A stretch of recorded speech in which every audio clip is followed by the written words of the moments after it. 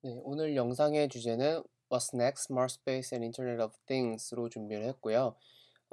다른 영상들과는 좀 다르게 이번에 좀 매크로스코픽하게 준비를 해봤어요. 결국에 우리가 요즘에 사물 인터넷이라는 키워드가 굉장히 많이 화두가 되고 있고, 그리고 스마트 홈이라든지 스마트 스페이스, 스마트 뭐 시티 이런 것들이 굉장히 많이 나오고 있는데, 이러한 어떤 꼭지들의 어떤 넥스트 스텝은 뭘까? 과연 다음 리서치 토픽은 어떤 게 있을까라고 하는 부분에서 좀 어떤 동향 조사부터 시작해서, 동향 조사라고 하는 건 이제 정부 기관, 정부 정보기관들의 발표나 혹은 논문들, 어, 그리고 해외 어떤 프로젝트, 어떤 트렌드 이런 것들을 종합적으로 분석해서 한번 도출을 해봤고요. 그래서 이제 다음 연구 로드맵이 어떻게 될지 부분에 대해서 좀 고민하는 과정에서 이런 어떤 슬라이드를 준비하고, 그리고 이 동영상 제작을 하게 됐습니다. 그래서 이 동영상은 지난 1월 19일에 연구실 랩 세미나에서 발표했던 슬라이드를 토대로 다시 한번 유튜브 영상용으로 다시 녹음을 하는 슬라이드가 되겠고요. 그래서 이걸 위해서 총 4가지 챕터로 구성을 했는데, 첫 번째는 일단 그 스마트 스페이스에 대해서 좀 어떤 철학을 공유하는 자리가 반드시 필요하다고 생각을 해요. 이제 스마트 스페이스라고 하면 사람들이 막연하게 그 스마트 홈인가? 스마트 오피스인가? 이런 식으로 굉장히 막연하게 생각을 하게 되는데, 그런 막연한 거 말고 정말 딱 구체적으로 요구사항이라든지 혹은 어떤 부분이 충족돼야 되는 건지, 그 부분에 대해서 좀 역사적인 배경부터 시작해서 좀 다루는 시간을 갖고요. 그 다음 두 번째에서는 그럼 이제 이 스마트 스페이스와 관련해서 지금 현재 시장 혹은 연구의 트렌드가 어떻게 되느냐라고 하는 부분을 좀 매크로 퍼스펙티브를 가지는 어떤 서베이 시간을 갖고요. 그로부터 이제 챕터 3에서 나오게 되는데 7가지 드라이빙 포스를 좀 도출을 해봤습니다. 그래서 앞으로 스마트 스페이스와 사물 인터넷 관련해서 7가지 핵심 요소들이 굉장히 이제 앞으로 메인 드라이버 역할을 할 거다라고 하는 부분에서 도출을 해봤고, 도출한 거는 이제 어디까지나 좀 자료 기반으로 한 제 주관적인 도출이고요. 그래서 하나의 좀 이런 시각이 있구나 하는 관점으로 바라봐 주면은 괜찮을 것 같습니다. 그래서 챕터 3에서는 각각의 드라이빙 포스들에 대해서 실제로 어떤 연구들이 진행되고 있는지, 혹은 어떤 움직임이 전 세계적으로 일어나고 있는지 부분에 대한 서베이를 간단히 준비를 해봤고요. 마지막으로 이러한 모든 걸 총체적으로 봤을 때 앞으로 이제 IoT라고 하는 부분이 퓨처 리서치 로드맵이 어떻게 그려지겠다라고 하는 부분을 좀 주관적인 관점에서 정리를 좀 해봤습니다. 그리고 마지막은 그냥 어떤 레퍼런스를 가지고 이 슬라이드를 구성하게 되는지를 정리하는 슬라이드로 한번 구성을 해봤고요. 이제 이 대부분의 슬라이드라고 하는 게 이제 역사적인 부분을 말할 때는 뭐 빠르게는 77년 연구까지도 참고를 좀 했는데, 최대한 2017년의 보고서라든지 2017년의 프로젝트 현황, 혹은 2017년에 최근 어떤 탑 클래스의 저널 논문들 혹은 학회 논문들을 최대한 반영하고자 많이 노력을 좀 했다는 점 감안해 주시기 바랍니다. 첫 번째로는 스마트 스페이스는 뭐냐라고 하는 부분입니다. 뭐 소크라테스는 뭐 father of 뭐 철학 필로소피니까, 예, 어떤 철학적인 부분에서부터 좀 접근을 해 나가고 싶었어요. 그래서 소크라테스를 좀 넣어봤고, 그 부분에서 첫 번째로 이제 이 사진을 보고 질문을 던져보고 싶어요. 이 사진을 봤을 때 어떻게 보이느냐라는 질문을 좀 던져보고 싶어요. 덴마크의 크롬베르그 캐슬이라고 하던데, 그냥 지금 이 사진만 보면은 좀 뭔가 이렇게 막연하게 어떤 멋있는 성이 하나 좀 있죠, 그죠? 어떤 굉장히 서구적인 마을에 성이 하나가 떡하니 이제 존재하는, 그냥 어떻게 보면 좀 추상적인 그런 그림이 되는데, 질문을 좀 한번 바꿔볼게요. 질문을 이렇게 던져보면, 만약에 햄릿이 여기 살았다고 하면은 어떻게 보이느냐라는 질문으로 좀 바꿔보는 거예요. 이거는 1977년에 나왔던 논문인데, 여기서 이런 질문을 던지더라고요. 여기서 이제 물론 햄릿이 뭐 가상인물이긴 하지만 어쨌든 이 성이 햄릿이 살았다고 하는 그런 컨텍스트를 씌우는 순간 어떤 게 되는 거예요? 결국에 햄릿이라고 하는 인물과 관련된 우리의 모든 경험이 총동원이 돼서 저 건물에 대한 상상을 하게 돼요. 상상을 하고 각 공간에 의미를 부여하기 시작해요. 아, 여기는 햄릿이 자던 곳이구나. 햄릿이 책을 보던 곳이구나. 햄릿이 어떤 뭐 무예를 쌓던 곳이구나. 이런 식으로 다양한 어떤 의미를 부여하기 시작하게 되죠. 그쵸? 단순한 그림이 있을 때보다. 그럼 여기서 하나 질문을 던지는 거예요. 우리는 보통 스페이스와 플레이스라고 하는 경우를 동일한 개념으로 말하는 경우가 많아요. 혼용하는 경우가 많죠. 근데 이런 또 공간이라는 것과 장소라고 하는 것은 굉장히 다르다라고 하는 거예요. 이제 스마트 스페이스라고 하는 건 어쨌든 스페이스잖아요. 그쵸? 스페이스라고 하는 게 스마트해졌다라는 거를 보기 위해서 이제 그러니까 스페이스라고 하는 개념에 대해서 좀 철학적인 질문을 먼저 하고 넘어가고 싶었어요. 그래서 이제 스페이스와 플레이스가 어떻게 다르냐라고 하는 부분에서 이 논문에서는 플레이스라고 하는 건 시큐리티고 스페이스는 프리덤이다. 스페이스가 좀 앱스트랙트한 개념이다. 그리고 스페이스라고 하는 게 그냥 단순히 움직이는 거면 플레이스라고 하는 거는 멈춰서는 거다라고 하는 어떤 비교를 좀 해주고 있어요. 좀 뭔가 딱 느낌상으로 봤을 때 굉장히 스페이스는 진짜 말 그대로 좀 추상적인 개념, 그리고 좀 굉장히 자유로운 개념인 반면에 플레이스는 좀 구체적인 그런 의미가 부여된 그런 어떤 문구들이죠, 그쵸? 그러면 사람들이 어떻게 그런 스페이스나 혹은 플레이스 이런 곳에 의미를 부여하느냐라고 하는 질문을 던졌을 때, 사회학자들은 이제 뭐 장소성이나 이런 걸 말하는 그런 사회학자들은 컬처다. 사람들의 문화라고 하는 부분이 굉장히 의미 부여에 중요하다. 예를 들어서 에스키모들의 문화와 얼반 시티즌의 문화도 굉장히 다르기 때문에 그들이 특정 공간을 인식하는 그 의미 자체가 다를 거다라는 거예요. 근데 물론 이제 컬처와 굉장히 다르진 않지만 이 논문의 주장은 경험이라는 거죠. 결국에 경험이라는 것에 의해서 사람들이 특정 공간에 의미를 부여하기 시작한다라고 하는 거예요. 물론 컬처와 다시 말하자면 컬처와 익스피리언스는 orthogonal하진 않아요. 하지만 분명히 딱 느낌으로 오는 것이 다르죠. 그렇죠? 우리가 경험이라고 부르는 거는 다른 개념이잖아요. 그래서 스페이스라고 하는 건 단순히 어떤 out there라고 표현을 해요. 그러니까 여기서 예를 드는 거는 새로 태어난 아기 혹은 메인이 갑자기 눈을 떴을 때 처음 바라본 공간을 어떻게 인식할까라고 하는 어떤 어널로지를 가지고 비유를 가지고 시작을 하는데 처음 인지된 공간은 그냥 막연한 어떤 추상적인 스페이스예요. 그냥 공간 out there. 정말 뭐 저기 밖에 어떤 경관이 되는 거죠.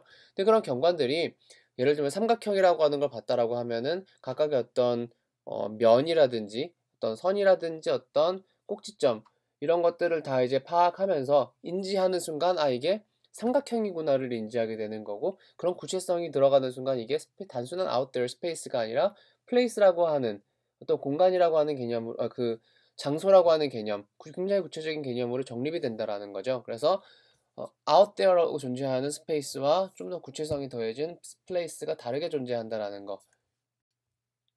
그럼 스마트 스페이스라고 하는 건 뭐냐? 결국에 out there라고 하는 스페이스에 어떤 스마트니스라고 하는 experience가 더해진 어떤 구체적인 의미가 부여된 공간이라고 봐야겠죠. 결국에 어떤 장소와 마찬가지로 어떠한 특정한 의미를 가지는 우리의 경험이 이제 투영돼서 그것에 대한 우리가 의미를 부여할 수 있는 그런 공간이 결국 스마트 스페이스가 돼야 된다. 즉, out there보다는 좀 더 나은 공간이 되어야 된다라는 거예요. 그래서 이것과 관련해서는 좀 두 가지 논문을 든 거는 마크 와이저하고 어바우드 교수, 이 유비쿼터스 컴퓨팅의 대가인 두 교수죠. 이제 마크 와이저가 91년에 발표한 논문의 가장 핵심적인 내용인 바로 Seamless Integration of Embodied Virtuality예요. 무슨 말이냐? 결국에 이게 그 virtual reality하고는 반대로 이제 컴퓨팅 요소라고 하는 virtuality가 우리 공간 속에 파고들어서 embodied 될 텐데 그러한 것들을 제공하는 경험들이 사람이 인지하지 못하는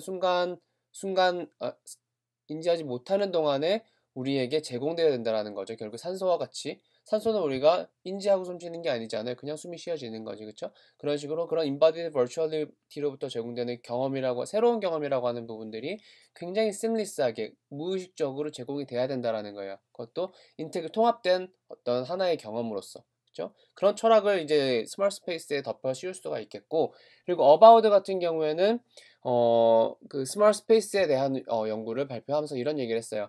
사람이라고 한 스마트 스페이스의 사용자들은 결코 그들의 어떤 스마트 스페이스의 어드밴티지를 얻기 위해서 그들의 어떤 행위가 지연되거나 어떤 방해를 받거나 혹은 그들의 행동을 다지조직하는 일이 없어야 된다, 구조화하는 일이 없어야 된다라고 하는 거죠. 즉 앞에 마크 와이저가 한 얘기가 굉장히 흡사해요. 진짜 무의식 중에 그 스마트니스라고 하는 거를 take advantage를 할 수 있는 그런 공간이 바로 스마트 스페이스라고 하는 거죠. 그러면서 어바우드 연구의 내용을 조금 더 들어가면은 총 몇 가지냐? 7가지의 키 리ኳ어먼트를 제시를 하고 있어요. 지금 이게 98년 논문이기 때문에 20년 전이잖아요. 20년 전이어서 지금의 컨텍스트와는 약간 맞지 않을 수도 있어요. 하지만 많은 부분이 아직까지도 통용될 수 있기 때문에 잠깐만 살펴보고 넘어가면, 첫 번째로 capturing everyday experiences. 결국에 뭘 하든지 그런 어떤 경험들이 모두 다 smart space에 의해서 캡처가 돼야 된다라는 거죠. 두 번째는 access to information. 즉 우리가 원하는 정보들이 언제든지 액세스돼서 우리한테 제공이 될 수 있어야 하는 거예요. 세 번째는 communication and collaboration support. 즉 이거는 조금 뭐 논의의 여지가 있을 것 같긴 한데, 결국에 우리가 필요한 대화를 적시적소에 우리가 뭐 특정 사람과 얘기를 하고 싶다라고 하면은 그 얘기할 수 있는 기회가 언제든지 제공될 수 있어야 돼요. 지금은 뭐 카카오톡도 있고 여러 가지가 있기 때문에 이게 아무것도 아닌 일이지만 20년 전을 생각하면 이건 분명히 아무것도 아닌 일은 아니죠. 그렇죠? 그다음에 내추럴 인터페이스. 결국에 굉장히 자연스러운 거. 우리가 요즘 많이 나오는 알렉사라든지 뭐 구글 홈 등과 같은 것들이 굉장히 이제 최대한 내추럴 인터페이스를 해주기 위해서 노력을 하고 있죠.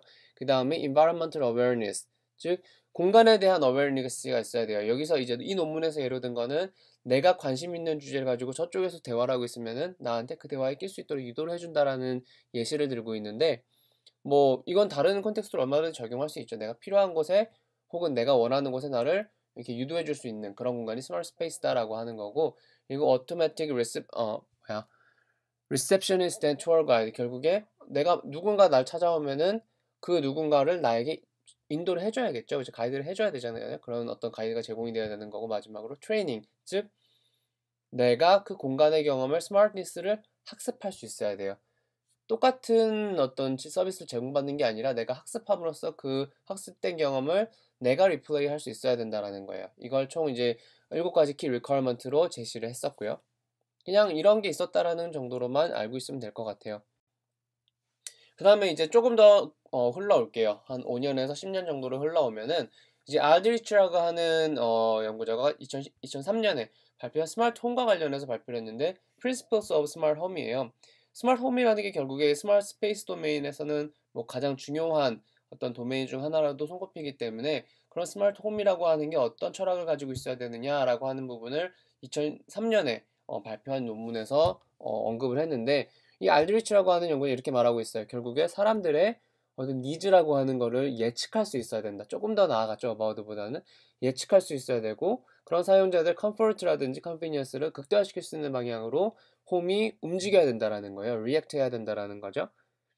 그럼 이제 데비드 어프라고 하는 연구자가 2006년에 조금 더 발전된 7가지 키 리ኳ어먼트를 이제 제공을 해줬는데, 7가지가 있지만 가장 중요한 건 앞에 3개인 것 같아요. 첫 번째로는 사람들의 행동을 그러니까 아까 말했던 그 트레이닝이라고 하는 키 리ኳ어먼트와 비슷한데, 새로운 비헤이비어라고 하는 거를 굉장히 쉽게 만들어갈 수 있도록 유도해 줄 수 있는 그런 홈이어야 된다라는 거예요. 왜냐면 도움을 주기 때문에 어쨌든 내 행동은 좀 더 편해지는 방향으로 발전을 할 수 있겠죠. 그렇죠? 이건 두 번째 거고, 첫 번째 거는 내가 어떤 모든 사람들의 행동은 어쨌든 플랜에 의해서 움직이고 루틴을 가지고 있어요. 근데 그런 부분들이 굉장히 계속 진화할 수 있도록 만들어주는 그런 공간이 스마트 홈이다라고 하는 거고, 세 번째라고 하는 거는 어떤 그런 주기적인 행위들이 결국 변화하거든요. 계절의 변화에 따라서 혹은 그러니까 월화수목금이라고 하는 패턴의 변화에 따라서 바뀌게 돼 있어요. 그렇죠? 그럼 이런 변화라고 하는 부분들을 인지하고 빨리 그 부분에 대해서 적응할 수 있어야 되는 거예요. 그렇죠? 이러한 어떤 핵심적인 인텔리전스를 가지고 있는 게 바로 스마트 홈이다라고 데비드 어프라고 하는 연구자가 2006년에, 지금으로부터 거의 12년 전에 발표를 했었고요. 아직도 이러한 어떤 철학은 많이 통용되고 있는 것 같아요. 현재의 연구나 혹은 최근에 있었던 어떤 CES라고 하는 어떤 그 엑스포에서도 충분히 반영이 되고 있는 철학이라고 생각을 하고요. 결국에 이걸 요약해보면 스마트 홈이라고 하는 거는 어쨌든 커스터마이즈드 인터랙션을 제공해야 되는 건데, 그걸 위해서 스마트홈 자체가 학습하고 진화할 수 있어야 되는데, 그건 바로 사용자의 비헤이비어 데이터를 통해서 이루어질 수 있다라고 하는 결론을 좀 도출을 해낼 수가 있어요. 앞에 뭐 어바웃부터 알드리치, 데비드 어프 이 3가지 연구를 기초로 해서 보면은, 그럼 여기서 조금 컨텍스트를 살짝만 이제 시야를 돌려보면 좀 어디선가 많이 들어본 얘기를 하고 있다라는 생각을 들었어요. 그건 바로 cognition 혹은 cognitive process, IBM이 말하던 cognitive computing, 이라고 하는 개념과 굉장히 흡사하다라는 생각을 좀 받았어요. 왜냐하면 이건 이제 맨 위에 나와 있는 거는 위키피디아 정의 부분인데요. 코그니션이라고 하는 건 결국에 사람이 정보를 받아들이고 생각을 하고 경험을 하고 그리고 그거를 이해해서 지식화해 나가는 모든 멘탈 프로세스를 코그니션이라고, 인지 과학이죠. 혹은 인지 심리학, 그렇게 얘기를 하고 있어요. 그런데 잠시만요. 그리고 그런 어떤 인지 심리의 하나하나 이제 개별 액션들을 어떤 개별 액션과 그 액션들의 어떤 시퀀스를 커그니티브 프로세스라고 하는데, 즉 이 커그니티브 프로세스라고 하는 건 두 가지로 나눌 수가 있어요. 가장 기본적인 베이직 커그니티브 프로세스랑 좀 복잡한 컴플렉스 커그니티브 프로세스라고 있어요.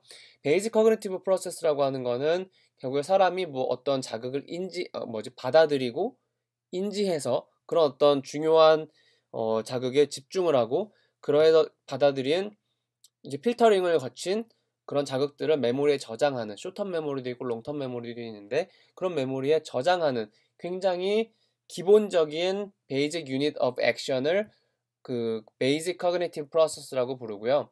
그런 어떤 베이직 커그니티브 프로세스를 잘 조합해서 좀 더 복잡한 어떤 태스크를 수행하는 거를 컴플렉스 커그니티브 프로세스라고 해요. 예를 들면 어떤 생각을 하고 말을 하고 그리고 그런 것들에 기반으로 어떤 판단을 하고, 이런 것들은 앞에서 말한 베이직 커그니티브 프로세스를 기반으로 수행되는 거기 때문에 컴플렉스 커그니티브 프로세스라고 말을 할 수가 있죠. 그래서 이런 부분들이 존재하는데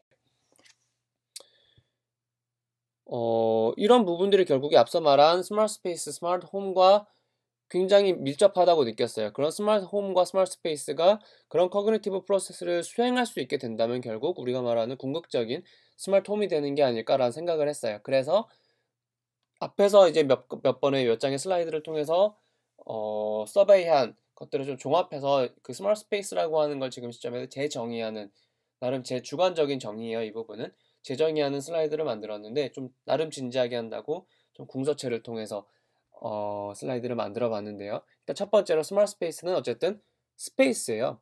스페이스인데 그 스페이스가 어떻게 아이덴티파이 돼야 되는 거냐라고 봤을 때 슬립 스마트 익스피리언스, 사람들이 무의식 중에 경험할 수 있는 스마트니스로 인해서 인지될 수 있어야 돼요.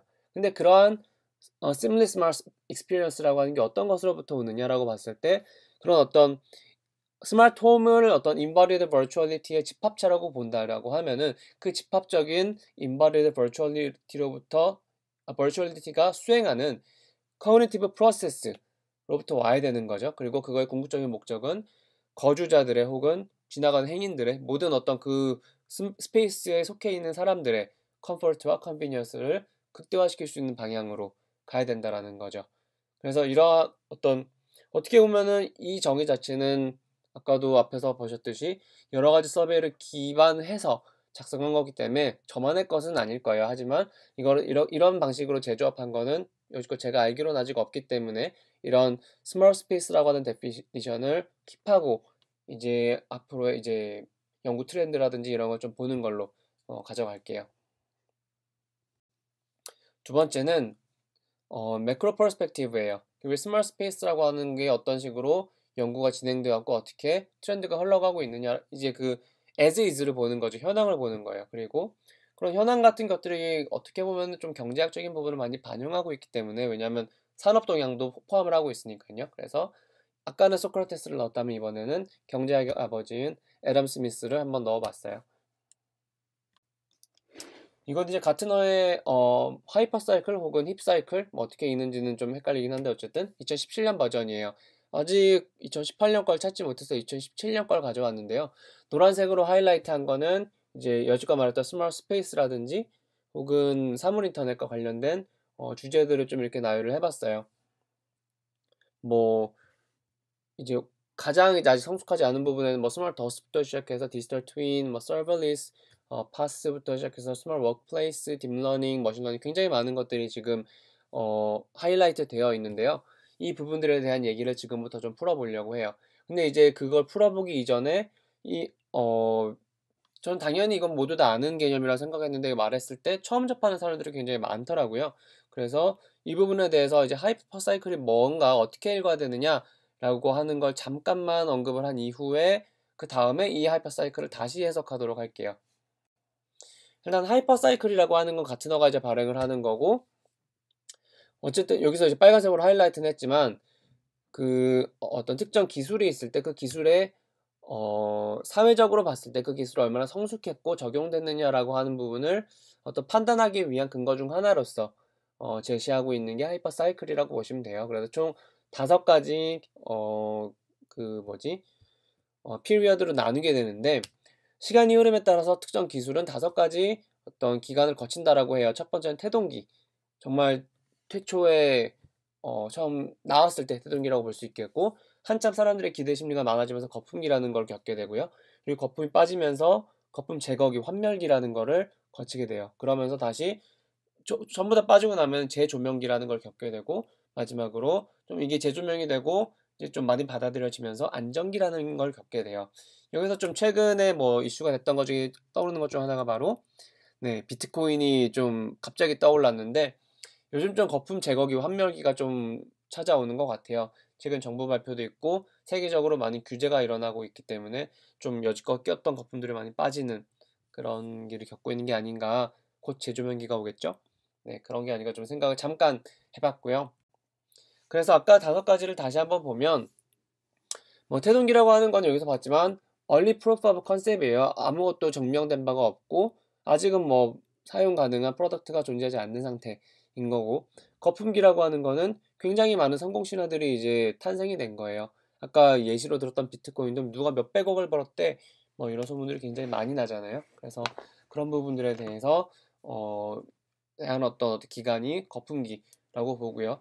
거품 제거기라고 하는 거는 어떤 수많은 어떤 실험이나 어떤 구현을 통해서 굉장히 이제 사람들이 '아 이게 좀 굉장히 안 좋은 것들이 많구나.'라고 하는 부분을 깨닫게 되면서 그 기술이라고 하는 게 좀 많이 페일로 결과로서 이어지는, 가격도 많이 시세도 많이 떨어지고 사람들의 관심이 좀 벗어나게 되는 그런 시기를 거품 제거기라고 볼 수가 있겠어요. 그리고 재조명기라고 하는 거는 거품 다 빠졌으니까 이제 사람들이 이걸 충분히 이해하는 단계예요. 요즘 한창 토론이 많이 진행되고 있으면서 사람들이 좀 이제 이해를 하기 시작했잖아요. 그러면서 그 아이디어 자체도 굉장히 크리스탈라이즈가 되고요. 그래서 그런 시기를 재조명기라고 보고 있고, 마지막은 성숙기. 진짜 메인스트림이라고 하는 산업계가 이런 것들 프로덕트 레벨로 만들어서 적용하기 시작하는 어떤 단계라고 볼 수 있을 것 같아요. 그래서 총 이렇게 5가지를 정의할 수가 있는 건데, 그러면 이거를 이제 안 상태에서 아까의 그 IoT 관련 혹은 스마트 스페이스 관련한 이슈들을 좀 다시 한번 보는 시간을 좀 갖도록 할게요. 일단 초기 기술에 있는 거를 봤을 때 스마트 더스트는 아직 뭐 언급할 단계는 아닌데, 그냥 진짜 말 그대로 자그마한 더스트들이 함께 이제 컬렉티브 인텔리전스를 만들 거다라고 하는 부분인 거고, 서버리스 파스 말 그대로 플랫폼인데 서버가 없는 플랫폼, 분산되어 있는 여러 가지 사물 인터넷 기기들이 서버 없이도 하나의 플랫폼을 구축할 거다라는 거고, 디지털 트윈이라고 하는 거는 어떤 가상과 물리 공간의 어떤 컨버전스 융합된 걸 말하는 거예요. 예를 들어서 뭐 공장 자동화라고 했을 때 옛날에 좀 기계적으로 했다라고 하면 이제는 공장에 있는 모든 머신과 그리고 어떤 퍼포먼스 매트릭 같은 경우를 전부 다 가상화시켜요. 이제 온라인에 올리는 거죠. 그럼 그 온라인에서는 실시간으로 그런 어떤 물리적인 공간의 상태를 보고 모니터링할 수 있기 때문에 최적화를 시킬 수 있는 기반이 마련됐죠. 정보가 있으면은 그 최적화시키는 걸 다시 물리 공간으로 내리는 거예요. 그래서 물리 공간을 조작할 수도 있는 레벨까지 가는 게 그런 어떤 융합을 이루는 것들이 디지털 트윈이고, CPS 분야에서 가장 활발하게 적용되고 있는 걸로 알고 있어요. 그리고 뭐 스마트 워크스페이스는 뭐 그냥 진짜 말 그대로 워크스페이스 자체가 스마트해지는 것 같고요. 그 다음에 엣지 컴퓨팅이라고 하는 거는 우리가 여지껏 전통적인 네트워킹 같은 경우는 셀타워를 통해서 코어 네트워크에 접근해서 클라우드를 기반으로 인지를 해서 인텔리전스 아닌 디시전이 만들어지면은 다시 이제 공간으로 침투해오는 방식으로 됐다라고 하면, 엣지 컴퓨팅이라고 하는 건 그렇게 물론 클라우드도 포함할 수 있지만 로컬 어떤 에리어 혹은 뭐 내가 대전에 살고 있다라고 하면은 유성구 안에서만 해결할 수 있는 거는 유성구 안에서만 해결한다라는 거예요. 그래서 그런 어떤 코어가 아닌 엣지 네트워크를 만들어서 그냥 어떤 로케이션 중심으로 가까운 애들끼리 구축을 해서 컴퓨팅을 하겠다라는 거고요.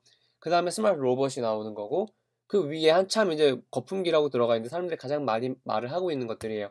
IoT 플랫폼이라든지 커넥티드 홈, 혹은 딥러닝, 머신러닝, 커그니티브 컴퓨팅, IBM이 재작년에 발표했나 아마 좀 2, 3년 된 것 같은데 그런 것들이 지금 가장 많이 이미 많이 언급이 된 기술인 거고, 마지막으로 좀 거품이 빠지고 있는 것들이 Cognitive Expert Advisor. 결국에 이런 어떤 전문가들이 수준으로 어드바이스 해주는 것들은 이미 좀 거품이 빠지고 있는 단계라고 하는 부분이고요. 그래서 이런 것들이 이런 어떤 IoT 관련된 그리고 스마트 스페이스 관련된 기술들이 이런 단계를 좀 거치고 있다라는 시야를 가지고 넘어가도록 할게요. 이런 시야들이 나중에 결국에 그 로드맵을 작성하는 데 많은 도움이 되기 때문에 이거를 한번 거치고 가고 싶었어요. 그 다음에 이것도 가트너 자료인데 가트너가 매년 이렇게 10개의 기술 트렌드를 발표를 해요. 전략적 기술들을 발표하는데 이거는 2018년 버전이고요.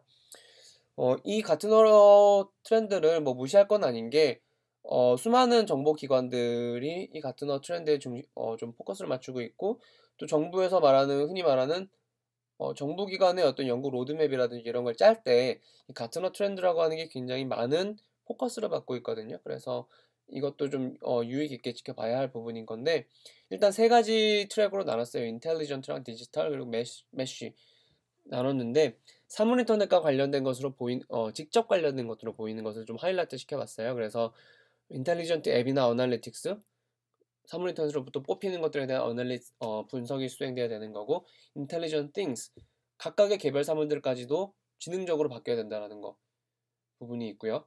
여기 이제 그림으로 나와 있는 건 구글 네스트 같은데, 어쨌든 그런 식으로 지능적으로 모든 사물이 돼야 된다는 부분이 있고, 디지털 부분에서 아까 말했던 디지털 트윈 부분이 뽑혔고요. 그 다음에 클라우드 투 엣지, 센트럴 클라우드에서 수행되는 그런 비싼 컴퓨테이션들이 엣지 레벨로 내려와서 레이턴시를 높이거나, 왜냐하면 로케이션 상으로 가까운 것들의 프로세싱을 맡기기 때문에 아무래도 레이턴시가 줄어들게 되고 그런 빠른 컴퓨팅이 가능하겠죠.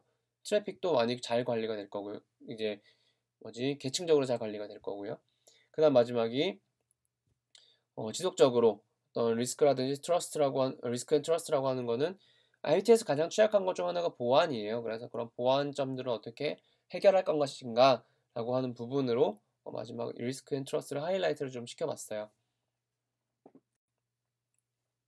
그럼 여지껏 이제 좀 빅트렌드를 봤으면은 CES에서 어떤 게 있었는지도, 최근에 얼마 전에 CES가 있었잖아요. 그래서 스마트 스페이스 관련해서 어떤 게 있었는지 잠깐 동향을 에러 글랜스로 보면은 키워드라고 한다면 아직 그러니까 키워드라고 한다면은 딱 눈에 띄는 거는 인공지능과 사물 인터넷의 결합이라고 볼 수가 있겠어요.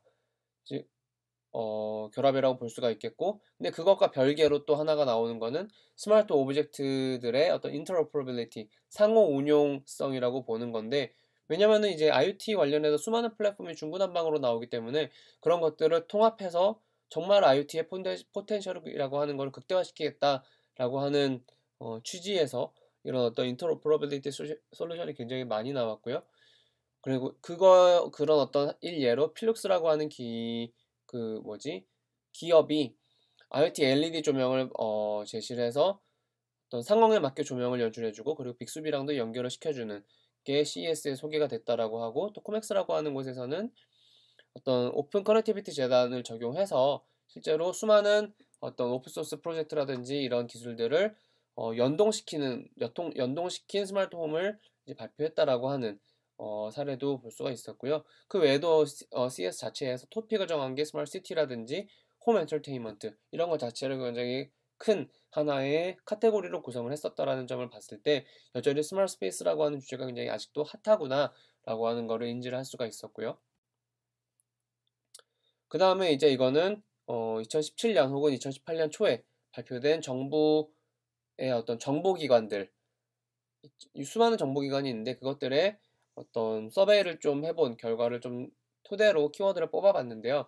여기서도 마찬가지로 뭐 4차 산업혁명 얘기 많이 나오듯이 사물 인터넷과 인공지능의 결합이라고 얘기를 하고 있어요. 그래서 2017년 레포트 중 하나를 봤을 때 첫 번째 블릿인데요. 여기서는 이제 하이퍼 커넥션 혹은 하이퍼 인텔리전스를 얘기하면서 사물들이라고 하는 게 결국에 서로 다 연결된다라고 하는 거, 그리고 이런 센서들을 통해서 결국에 인공지능화돼서 기계학습을 통해서 초지능화가 될 거다. 그냥 사물들이 아무래도 센서를 통해서 정보를 많이 뭐라 그래야 되나 생성하고 이런 것들이 모이면 아무래도 기계학습을 적용할 수 있는 기반이 마련되고 그럼 자연스럽게 기존에 있던 지능을 뛰어넘는 지능이 나오게 되겠다라고 하는 부분이 되겠고요. 그다음에 또 다른 2017년 레포트에서는 딥러닝 시티라는 개념을 좀 언급하고 있어요. 보고서가 아니고 이거 아마 논문 형식이었던 것 같은데 스마트 시티 레벨에서 데이터가 모이면 굉장히 방대한 데이터가 발생이 될 거예요. 그러면 걔네를 기반으로 딥러닝을 하면은 도시에 대한 정확한 분석을 할 수 있을 거다라고 하는 예측을 한 건데요. 솔직히 뭐 아직 우리나라는 잘 모르겠어요. 뭐 IoT라고 하는 단가도 단가지만 아직 그런 부분에 대한 언급이 많이 되고 있지 않는 것 같아서 아직 좀 지켜봐야 될 것 같고요. 이 딥러닝 시티라고 하는 게 얼마나 상용화될 수 있는지 부분은 그 다음에 과기부 보고서 2017년 보고서를 봤을 때 업계 간의 어떤 이런 협업이 굉장히 활발하게 진행될 거라는 거예요. 특히나 IoT 제조사와 그리고 어떤 인공지능 관련된 기술을 가진 기업들의 어떤 협업이 활발히 이루어지고 있다는 거죠. 예를 들면 LG전자 같은 경우에는 신큐허브에다가 네이버 클로바 탑재하는 부분, 삼성전자는 카카오와 협업을 하는 부분, 그리고 부분과 같이 어떤 이런 이종 기업 간의 합종 연응이 굉장히 활발하게 진행되고 있다는 부분이고요. 그리고 표준화 부분에서도 뭐 동일한 움직임을 가져가고 있어요. 2023년까지 차세대 인공지능 기술을 강화할 수 있도록 이와 관련된 표준 개발을 많이 하겠다. 국제 표준을 특허를 선점하겠다라고 하는 목표를 가지고 있는 건데 결국에는 뭐 이렇게 인공지능이랑 결합하는 부분에 노력을 하겠다라는 걸로 해석을 할 수가 있고요. 그 다음에 또 이제 동일한 보고서들을 보면은 여기서 이제 국내 주요 사업자 간의 서비스 동향을 분석하면서 결국에 아까도 마찬가지로 인텔리전트 띵이라고 하는 토픽과 이제 연관이 되는 건데 결국에 이제 각 사물들이 강화학습을 수행하면서 진화할 수 있는 형태로 구현을 하고 설계를 하겠다라고 하는 부분들이 최근에 국가기관, 연구기관들을 통해서 혹은 리딩하고 있는 기업들을 통해서 연구가 많이 진행되고 있다는 부분이고 이거를 최종적으로는 표준 플랫폼화 하겠다 혹은 표준 플랫폼과 연동하겠다라고 하는 계획을 가지고 있다는 부분을 읽어볼 수가 있었어요. 가전동향도 비슷하게 되고 있어요. 결국에 수동적으로 사람들이 뭐 해달라고 하는 부분에 대해서 리액션하는 부분은 어 뭐라 그럴까 현재로서 as is로서 되게 활발하게 되고 있는데 어떤 뭔가 이제 스마트 가전이라든지 스마트 홈이라고 하는 개체가 능동적으로 사람들에 대해서 리액티브하게 행동하는 게 아니라 능동적으로 하는 대응은 아직도 많이 제한적이다라고 하는 부분을 좀 포인트아웃을 하고 있어요. 그 부분을 짚고 넘어갈 수가 있겠고요. 그리고 이제 2017년 이제 IoT 저널이라고 하는 게 SCI 저널로 이제 SCI E 저널로 발표되고 굉장히 많은 IoT 관련된 논문들이 쏟아지고 있는 상태인데 그 IoT 저널에 2017년에 나온 IoT 서베이 논문이에요. 굉장히 많은 정보들을 담고 있겠죠. 근데 이 서베이 논문에서 포커스를 가지고 있었던 건 뭐냐면 포그 컴퓨팅 혹은 엣지 컴퓨팅이라고 하는 게 이 IoT에 정말 포텐셜을 끌어줄 수 있을 거다라는 점을 뭐라 그러나 주장을 하고 있어요. 그럼 이 주장에 대해서는 왜 그렇게 생각을 하느냐라고 봤을 때 결국에 IoT라고 하는 거는 즉시적으로 빠른 판단을 내리고 그 결과를 환경 자체에 반영을 해줘야 되는 거예요. 그런데 모든 컴퓨팅이 클라우드를 통해서 들어가고 클라우드에서 나오는 판단에 의해서 결정이 되는 거면 싱글 포인트 오브 페일리어가 날 수도 있는 거고 그리고 너무 많은 컴퓨테이션이 부과될 수도 있는 거예요. 그리고 네트워크 상으로 먼 서버까지 가야 되기 때문에 레이턴시 이슈도 존재할 수 있는 거고요. 그래서 그렇게 모든 거를 센트럴 서버에 보내지 말고 로케이션을 좀 가까이 있는 클라우드 리시라든지 하는 부분을 설치하는 그런 포그 컴퓨팅 혹은 엣지 컴퓨팅 형태로 만들면 레이턴시도 줄어들고 동시에 동일한 수준의 컴퓨팅 파워 혹은 지능을 부여할 수 있으니까 그 부분이 정말 IoT의 트루 포텐셜을 극대화시키는 방법일 거다라고 하는 비전을 좀 강하게 주장을 하고 있었어요. 그리고 이거는 2010년부터 20년 혹은 20년 이후까지 수행되고 있는 그 유럽의 굉장히 큰 프로젝트들을 좀 리스트업을 하고 그걸 이제 수행 기간별로 이제 나열을 해본 건데요. 이거는 그냥 제가 개인적으로 해본 건데 예전에는 FP7이라고 부르던 게 지금 호라이즌 2020로 바뀌었어요. 그래서 좀 정리를 해보면 딱 봐도 굉장히 수많은 프로젝트가 진행이 됐었고 지금도 진행이 되고 있음을 알 수가 있어요. 근데 이런 프로젝트들을 총 지금 보면은 6가지 카테고리로 좀 분류를 해봤어요. 이 카테고리라고 하는 게 아까 여지껏 계속 뭐 일관성 있게 주장하지만 스마트 스페이스라든지 혹은 사물 인터넷과 관련된 프로젝트들을 좀 분류하는 기준으로서 이 6가지를 좀 도출해봤고요. 이건 뭐 도출해놓고 분류했다라기보다는 하다 보니까 이렇게 6가지로 분류가 되는 것 같더라라고 하는 부분을 참고해 주시고요. 이게 뭐 중복되는 프로젝트들은 2번 표시해놨어요. 예를 들면은 여기 뭐 WISE IoT라고 하는 거는 interoperability도 하지만 동시에 스마트 시티에서 빅데이터 어널리시스에도 속해 있잖아요. 그래서 여러 가지 다른 카테고리에도 속할 수가 있다라고 하는 부분 참고를 하시고요. 이런 수많은 어떤 프로젝트를 봤을 때 지금 당장 가장 많이 수행되고 있는 프로젝트들의 동향은 지금 뭐 중구난방으로 개발되어 있는 IoT 플랫폼들의 인터로퍼러빌리티예요. 걔네를 연동하고 통합하는 게 가장 많이 진행이 되고 있고요. 그리고 그 통합된 플랫폼을 토대로 스마트 시티에 적용해서 데이터를 뽑아내는 그리고 뽑힌 데이터를 분석하는 게 그 다음으로 많이 수행이 되고 있어요. 그 이후로는 뭐 그것과 배적으로는 아까도 여지껏 계속 반복되어 오지만 어, 사물들이라고 하는 게 스스로 생각하고 판단하고 진화할 수 있는 플랫폼으로 만들어내겠다. 그 플랫폼이라기보다는 스마트 오브젝트로 만들어내겠다라고 하는 프로젝트가 진행이 된 바 있고요. 그리고 이런 것들이 실제로 움직이는, 왜냐면 사물 인터넷이라고 하는 거는 현실에 대해서 얘기를 해야 되는 거예요. 그래서 이런 현실적인 부분을 실증 연구를 하기 위해서 테스트 베드를 구축하고 실험을 하겠다라고 하는 것도 굉장히 많이 프로젝트가 진행이 되고 있고요. 그 다음에 굉장히 아직은 뭐 많이 주목을 받지 못하고 있지만 굉장히 중요한 부분이 사용자가의 억셉턴스거든요. 사용자가 이걸 어떻게 억셉트 할 수 있느냐라고 하는 부분을 연구해야 되고 그래야 이제 사물 인터넷이 실제로 많이 쓰일 거잖아요. 그렇죠? 그게 연구돼야 되고 그리고 실제로 사람들한테 적용을 시켜봐야 되는 거예요. 그런 연구를 하는 것도 또한 프로젝트가 진행이 되고 있었고 마지막으로 IoT의 어떤 취약점, 트러스트라고 하는 그뭐 시큐리티적인 취약점 부분을 보완하기 위한 프로젝트도 3가지나 언급이 되고 있어요. 뭐 쉽게 예를 들면은 그런 어떤 뭐라 그럴까 스마트 홈 내의 네트워크를 분석해서 딥 패킷 인스펙션 같은 경우를 수행해서 뭐 이제 해킹이라든지 혹은 지금 우리 집을 보고 있는 나쁜 행동이 감지되면 그런 것들을 차단하겠다라는 식으로 연구가 진행이 되는 시큐리티 차원에서 진행되는 바도 있고요. 그거 외적으로는 또 이제 뭐 어떤 그 시큐리티를 조금 벗어나서 하이 레벨로 올려서 정말 트러스터블한 IoT 오브젝트들과 상호작용할 수 있기 위해서 각 스마트 오브젝트들의 트러스 레벨을 계산하는 연구 또한 활발하게 뭐 세계 여러 곳에서 수행이 되고 있어요. 우리나라뿐만 아니라 미국에서도 수행이 되고 있고요. 그래서 하나씩만 조금 이제 각 카테고리별로 중요한 프로젝트를 짚어보면 인터로퍼러빌리티 카테고리에서는 비시니티라고 하는 프로젝트가 굉장히 활발하게 수행이 되고 있어요. 그래서 지금 독일 외에 7개국이 협업을 하고 있고 총 13개 기관이 협력을 하고 있는 큰 프로젝트고요.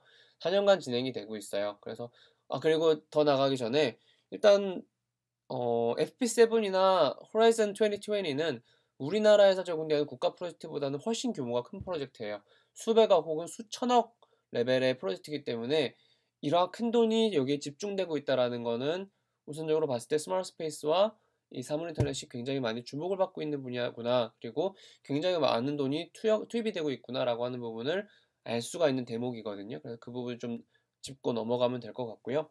다시 이제 비스니트로 넘어와서 비스니트라고 하는 부분은 프로젝트는 아까도 말했지만 중구난방으로 개발된 플랫폼이 있을 때 그런 어떤 vertical silo가 있을 때 걔네를 좀 시멘틱 레벨에서 interoperability를 제공해주겠다라는 거예요. 무슨 얘기냐면 사용자가 좀 하이 레벨에서 나는 이런 수준의 서비스를 이런 수준과 이런 타입의 서비스를 받고 싶어 라고 하는 시멘틱 레벨의 디스크립션을 주면 그러면 이 비스넷이라고 하는 플랫폼이 그 시멘틱을 분석해서 그 하위에 있는 중구난방으로 분리되어 있던 독립적으로 개발되어 있던 플랫폼들을 연동해서 필요한 부분들을 엮어주는 역할을 하는 거죠. 그래서 그런 공통 통일된 연동 플랫폼을 만들겠다라고 하는 거고요. 뭐, 말씀드렸던 특성과 마찬가지로 굉장히 크로스 도메인이고, 라지 스케일의 어떤 프로젝트로 볼 수가 있어요. 왜냐하면 수많은 vertical silo가 존재할 테니까. 그래서 그런 걸 수행하고 있는 연구로 볼 수가 있는 거고, 빅클라우드라고 하는 거는 스마트 시티라고 하는 부분을 테스트화하고 테스트 베드화하고 그로부터 데이터를 뽑아서 그 빅데이터 분석을 한 거를 지식화하는 연구로 볼 수 있겠어요. 지식화하는데 아무래도 스마트 시티는 굉장히 large 스케일 데이터이기 때문에 좀 더 스케일러블하게 그런 어떤 데이터 처리를 수행하겠다라고 하는 프로젝트로 볼 수가 있겠고요. 프랑스의 3개국이 수행하고 있고 총 14개 기관이라고 하고 있죠. 3년짜리 프로젝트인데 어, 그냥 홈페이지에 들어가 봤을 때 일본도 굉장히 적극적으로 지금 이 프로젝트에 참여하고 있는 것처럼 보이더라고요. 그래서 그 점 참고를 해주시면 될 것 같고 그 다음에 코스모스라고 하는 프로젝트인데요. 지금은 끝난 프로젝트예요. 2013년부터 2016년까지 진행된 3년짜리 프로젝트고 스페인 외 5개국 총 10개 기관이 참여한 프로젝트인데 뭐 끝난 프로젝트인데 왜 언급하냐라고 물어보면은 아까 여지껏 누누이 이제 강조되어 오고 있는 그런 스마트 띵이라고 하는 부분에 자율성을 부여하는 연구로서 가장 좀 이렇게 집중을 하고 있는 프로젝트로 보여요. 네 가지 카테고리를 보더라도 어쨌든 사물이라고 하는 애가 그 환경을 경험하고 사람들로부터 오는 피드백을 경험하고 그런 어떤 사람들의 선호도를 경험하고 그런 걸 경험하면서 스스로 배워서 다음 행동에는 또 잘할 수 있는 자율적인 스마트 오브젝트를 만들어 나가는 그런 기반을 메커니즘이라고 하는 부분을 만들어내는 프로젝트가 바로 이 코스모스이기 때문에 어떻게 보면은 IoT의 자율성을 부여하고 미래 IoT를 위한 연구의 기반을 닦는 연구로서는 굉장히 중요한 프로젝트였다라고 볼 수가 있겠어요. 테스트베드로는 뭐 스마트 센텐더부터 시작해서 아까 뭐 비시니티도 그렇고 여러 가지가 수행이 되고 있는데 그 여러 가지 중 피에스타라고 하는 프로젝트를 소개를 드리고 싶어요. 이 피에스타도 아까 비스니티와 마찬가지로 인터오퍼러빌리티 플랫폼을 구축을 하고 있어요. 왜냐하면 그런 플랫폼이 구축 안 되면은 테스트베드라는 거는 만들어질 수 없어요. 그래서 그런 플랫폼을 구축을 하고 있는데 여기 뭐 참가하는 나라를 보면 알겠지만 아일랜드 외에 총 7개국 14개 기관이 참여를 하고 있어요. 3년짜리 프로젝트로. 올해 딱 끝났죠. 근데 총 7개국이 참여를 하면서 세계 곳곳에 이 피에스타 테스트베드를 만드는 거예요. 그럼 세계 곳곳에 만들면 뭐가 좋으냐? 단순히 시티 스케일이 아니라 글로벌 스케일의 IoT를 만들어낼 수 있다는 거죠. 그리고 그런 글로벌 스케일의 IoT를 만들기 위한 호리존탈 테스트베드를 연동을 하겠다는 거예요. 그래서 그런 어떤 글로벌 스케일을 만들기 위한 테스트베드로서 이 피에스타 프로젝트가 진행이 됐고 올해 1월에 지금 이거를 발표하고 있는 시점에 어, 종료가 된 그 프로젝트로 볼 수가 있겠어요. 굉장히 좀 의미 있는 프로젝트라고 생각이 들고요. 뭐 나머지 세 부분에 대해서는 아주 뭐 핵심적인 사례가 아주 많진 않기 때문에 아까 처음에 했던 설명으로 대체를 하고요. 그래도 총 이렇게 7가지 드라이빙 포스를 좀 도출을 해봤어요. 처음에는 가장 기본적으로 interoperability라고 하는 부분이 제공이 돼야 그 위에서 어떤 fog와 엣지 컴퓨팅이라고 하는 부분이 분산 내용대로 제공이 될 수가 있을 거고요. 그럼 그 위에서 또 그 안에서 또 IoT라고 하는 부분들이 각자 이제 오브젝트들이 지능을 가져야 되겠죠. 그래서 IoT 인텔리전스라고 하는 부분을 뽑아봤고 그런 것들을 구성한 스마트 스페이스라고 하는 부분 이 또 하나의 어떤 드라이빙 포스가 되겠고 그 스페이스로부터 제공되는 빅데이터가 어떻게 해석되느냐에 따라서 어떤 지식이 쌓이고 또 어떤 판단을 하고 결정이 되겠죠. 그래서 그런 부분도 굉장히 중요한 드라이빙 포스다라고 얘기를 할 수가 있겠고 그리고 테스트베드 기반의 실증 또한 굉장히 중요한 연구의 한 분야라고 꼽히고 있기 때문에 그 부분 또한 드라이빙 포스로 매겨봤고요. 마지막에 시큐리티와 트러스트다.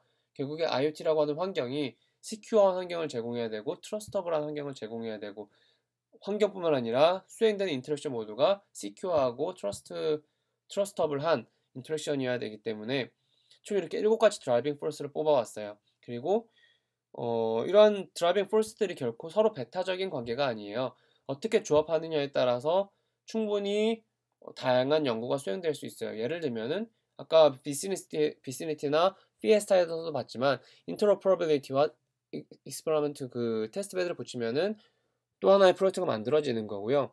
그리고 스마트 스페이스와 IoT 인텔리전스를 붙이면은 독립적인 IoT가 구성하는 어떤 스마트 스페이스에 대한 연구를 만들 수가 있는 거예요. 그래서 이런 식으로 이 7가지 어떤 뭐라 그럴까 요소를 조합해서 여러 가지 연구를 만들어낼 수도 있다라는 점. 하지만 어쨌든 각각의 7가지는 굉장히 중요한 개념으로서 드라이빙 포스 역할을 할 거라는 점. 이게 제 어떤 앞서 말한 그 서베이들을 기반으로 한 제 주관적인 결론이라고 볼 수가 있을 것 같습니다.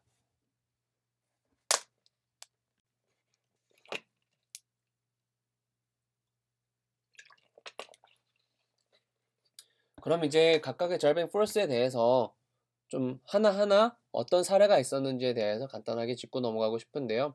이걸 챕터 3로 가져갔고요. 챕터 3의 간판에는 케빈 애스턴을 넣어봤어요. MIT 오토 아이디 랩에 있는 연구자고요. 어떻게 보면 Father of IoT라고 불리는 사람이기도 해요. 그래서 약간 지금 그림들은 좀 Father 시리즈라고 보시면 될 것 같습니다. 처음에는 Interoperability예요. 그래서 아까 말씀드렸죠. 비스니티 프로젝트고요.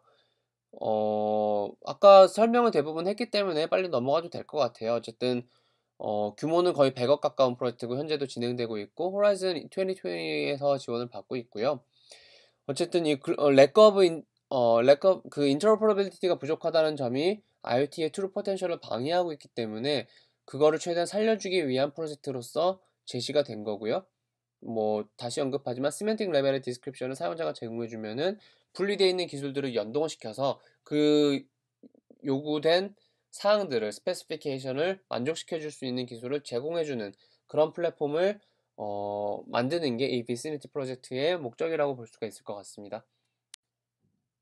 두 번째 빅클라우드도 아까 설명드렸지만 시티 스케일에서 이런 어떤 인터오퍼러빌리티를 제공하기 위한 프로젝트 중 하나고요.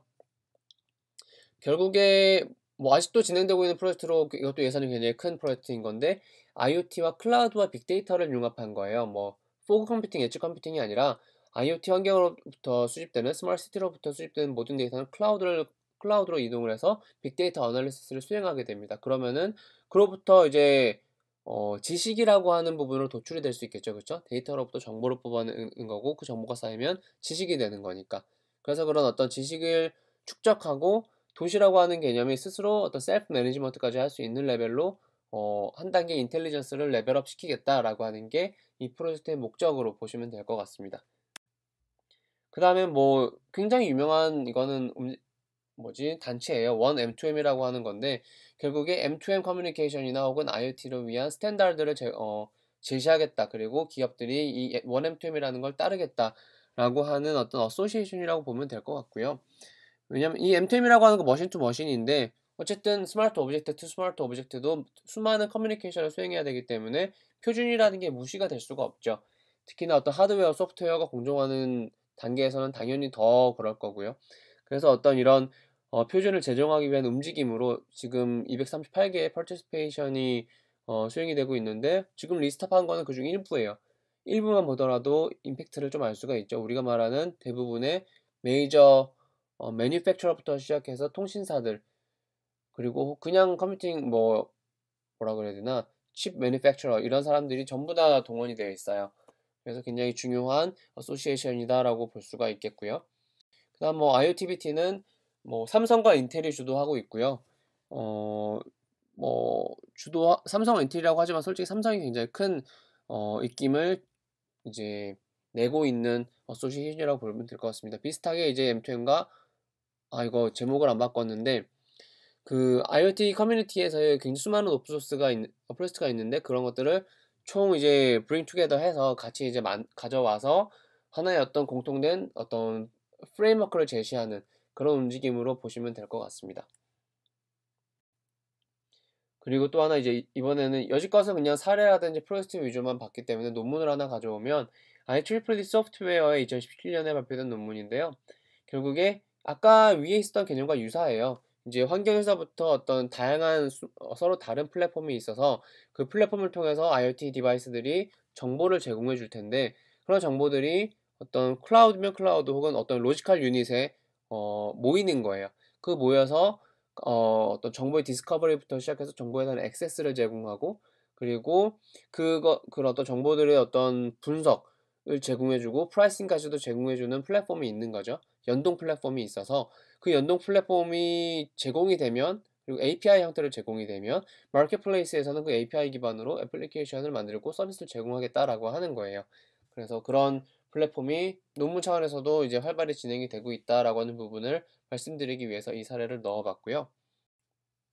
그 다음은 포그와 엣지를 통한 분산화 그래서 첫 번째로 보여드리는 거는 인터넷 컴퓨팅 저널에 이제 소개된 건데요.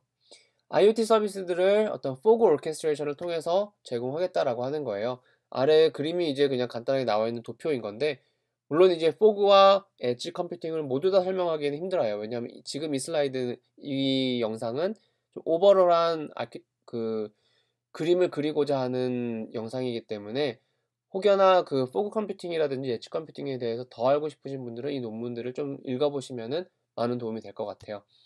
어쨌든 다시 보면 이 논문에서 소개하는 구조에서는 총 IoT라고 하는 환경을 세 가지로 나눴어요. 센서 레이어와 포그 레이어, 그리고 클라우드 레이어로 나눴어요. 그러면 딱 들으시면 알겠지만, 센서 레이어라고 하는 건 정보를 인지해서 생성하는 레이어예요.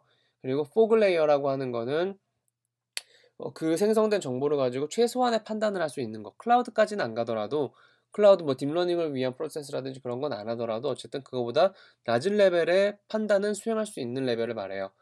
그리고 그걸 벗어나서 도저히 이 컴퓨팅으로는 안 된다 싶으면은 클라우드로 넘어가 데이터 센터로 정보를 보내서 이거 좀 분석해 주세요 하는 거예요.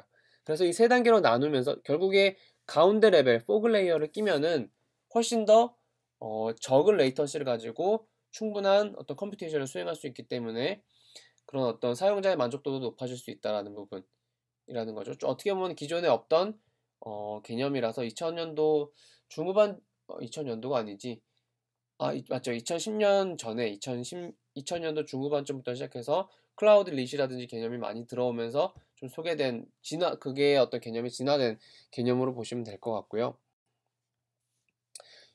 이 논문은 2012년 논문이긴 한데 어떻게 보면 이 포그 컴퓨팅이라고 하는 거의 키 페이퍼 중 하나라고 해요. 이거를 이제 연구한 후배의 말에 따르면. 그래서 이 포그 컴퓨팅의 어떤 캐릭터리스틱을 아래와 같이 분석을 해놨고요. 이 부분을 봤을 때 아까 누누이 말하지만 로우 레이턴시부터 시작해서 사용자의 로케이션에 맞는 빠른 서비스를 제공하는 게 특징 중 하나인 거고, 그리고 어, 그 지리적으로 분산된 점이라고 하는 점, 그리고 사용자의 모빌리티라고 하는 점을 고려해야, 왜냐하면 어쨌든 사용자가 움직이기 때문에 로케이션은 굉장히 중요한 컴퓨팅이잖아요. 포그 컴퓨팅은. 그래서 모빌리티가 굉장히 중요한 이슈로서 부과가 되고 있는 거고, 굉장히 많은 노드가 포함되어 있는 건 당연히 사무리테너 환경이니까 그럴 거고요. 그리고 와이어리스 액세스 물론 프리도미넌트 할 거고, 그리고 리얼타임 애플리케이션이 굉장히 중요하다. 이거는 뭐 클라우드 컴퓨팅에서도 혹은 지금 현재 as is 컴퓨팅에서도 굉장히 중요한 에스펙트 중 하나죠. 그리고 마지막으로 헤테로지니어티, 이것도 뭐 포그 컴퓨팅의 특징이라기보다는 그냥 IoT 환경의 특징인 것 같아요. 하지만 포그 차원에서 해결해야 하는 특징이기 때문에 좀 이렇게 아이테마이즈 했다라는 부분을 좀 명심하고 넘어가시면 될 것 같습니다. 네, 포그는 그 정도로 하고, 뭐 이거는 가장 뭐 제가 굳이 말하지 않아도 많이들 아시는 부분일 거예요. 빅데이터 어널리시스인데 뭐를 위한 거냐? 난리지라고 하는 부분을 환경으로 뽑아내기 위한 그런 빅데이터 어널리시스예요. 뭐 가장 활발히 진행되고 있는 건 아무래도 테스트베드를 기반으로 하는 연구들이 가장 활발히 진행이 되고 있어요. 그래서 이거는 뭐 FP7에서 서포트를 받았던 2013년이 끝났나 14년에 끝났나 그럴 텐데 스마트 센텐더라는 프로젝트고요.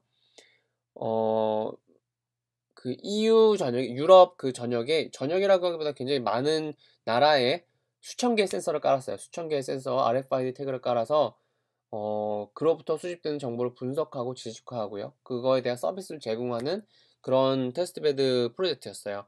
실제로 이거는 뭐 우리나라 대학 수준에서 하는 프로젝트가 아니라 정말 기업들과 정부기관과 제조사들이 협력해서 한 프로젝트예요. 그래서 아래쪽 사진을 보면은 이건 도심과 어떤 스마트 파킹 lot 서비스를 위한 어, 그림이라고도 보실 수 있는데, 그림으로 보시면 될 것 같은데요. 진짜 도시에 이런 지금 보이는 수많은 노란 점과 빨간 점들이 센서들이거든요. 그래서 이런 것들을 깔아서 그걸 기반으로 서비스를 제공하는 프로젝트를 진행을 했던 거죠. 그래서 그거로부터 이제 논문도 굉장히 많이 발표가 됐고, 지금도 굉장히 많은 논문이 스마트 센트럴 기반으로 이제 퍼블리시가 되고 있어요.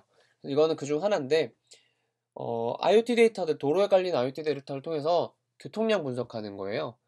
이게 얼마나 가고 있고 이쪽으로는 얼마나 이동하고 있다라고 하는 교통량 데이터를 분석하고요.